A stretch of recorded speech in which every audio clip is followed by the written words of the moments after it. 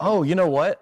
Just real quick, I think that we should add that if you are, I think bartending or cooking and you're trying to make a name for yourself, you got to take pictures. Like, I think that you really should, personally, I think that you should start to build a social media base for your projects. You should, and like run them by some people, because sometimes I'll look back at something I did when I was 23 that I thought was really nice, and the plate composition wasn't quite there. And I know that's going to happen when I'm 50, looking back at stuff I'm doing when I'm 30. But for real, learn how to take some good pictures. Don't be afraid to get a little bit, maybe just a little light, and really try to build a base. And I can't really explain how it helps, but it does. Like, I mean, it just helps build a little bit of a personal brand. It makes you more hireable, more than likely in a lot of restaurants. And if your main goal is to someday run your own concept, building a base takes years.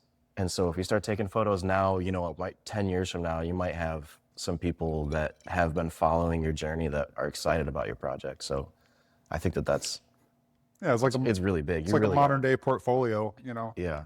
Yeah, I think put it out there for real. Just keep and try to make those connections. If this is what you really want to do, then I think that's super important. I remember the first kitchen I worked in where the guys were all taking photos, and I was like, I thought that they were all ego tripping. And then, but over time I realized that they were all really humble guys, but they knew that they were trying to build their careers in a certain direction.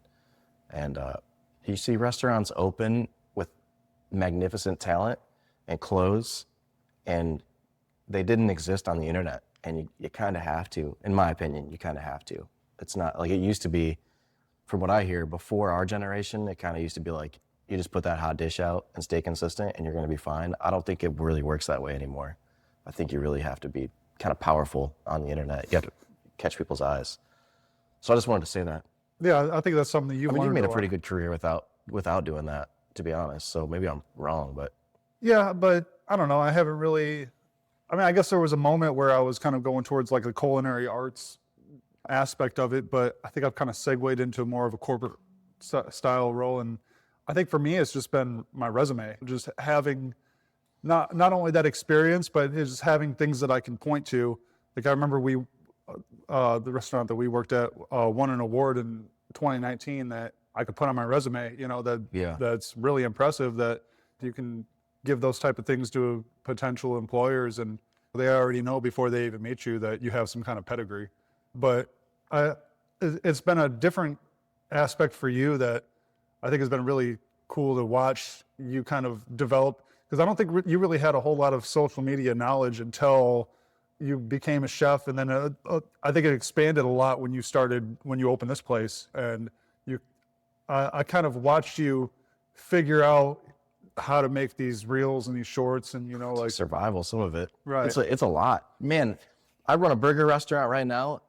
Easily, I'll say 30, and a lot of times it's more, but easily 30% of my time goes to how do we look on the internet, and it drives traffic. And sometimes when you feel like it doesn't, you just wait a little bit, keep going, and I'll have customers that'll tell me, oh, we're here because or somebody will ask about, you put something on your website that really only exists on your website, and you just kind of like leave it there and see if somebody mentions it, and then eventually somebody will, and it's like, oh, okay, that definitely brought that table in. 100% our website brought that table in. Right.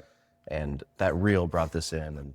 And like when we opened, we had to do a soft open, so we had to fill these seats with 20 invites basically, and that would have never happened if I feel like if I just went to another town and nobody knew me, how would we even find soft open invites, So, you almost have to. Do you do that? Do you take a lot of photos and try to build like a personal brand? And yeah, so I have my own Instagram that I haven't used in quite some time, because there was like a separation between skill, because like you say, you released something 5 years ago, you think it's real nice, then you get more experience, you look at it, you're like, could have done better. So I've been taking a break from posting more stuff until I really feel like I'm refined more. But I have a whole portfolio of professional photos taken in college. My wife runs the head of marketing, so she's always professionally photographing all of my stuff. And so we have a really big presence on social media. And I gotta say that if anything is gonna be beneficial, it's definitely that internet footprint, because even if it doesn't get likes, people are still seeing it. And if it looks good, they're gonna think about you. And as long as they're thinking about you, you're probably gonna get some business, so. And it's probably the cheapest. I've looked into a lot of different ways to advertise, and there's traditional advertisements can cost so much that you're just like, I can't even fathom doing that, and then it not working could be the end of us.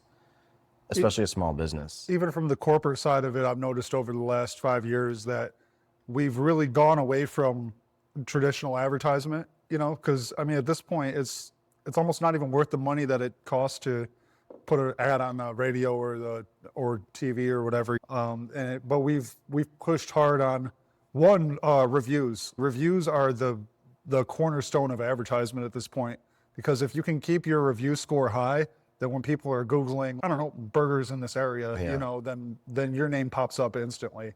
And a lot of times people will go for that first thing that they see, especially if it looks good. And reviews, and there's a lot of Facebook, Instagram, TikTok. We've always had a dedicated person to run those kind of things and make sure that we're putting out posts like 3-4 times a week, just to keep our name out there, you know. Keep nailing it. Right. But yeah, I think, yeah, if you're a cook or a bartender, and just even separate from your business that you're working for, do that for yourself. Treat yourself like a brand. I think it'll do something good for you. And if you guys are listening or watching and you have some advice on how to build your personal brand or your actual business, we'd love to hear it, because I lose sleep over it. I mean, there could always be more asses in the seats. We do have the email set up now, right? Or do we not? Yes, I don't remember it. But we are wefeedthempod.com. Yeah.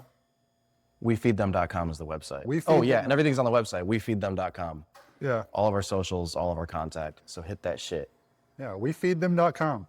Yeah. All right.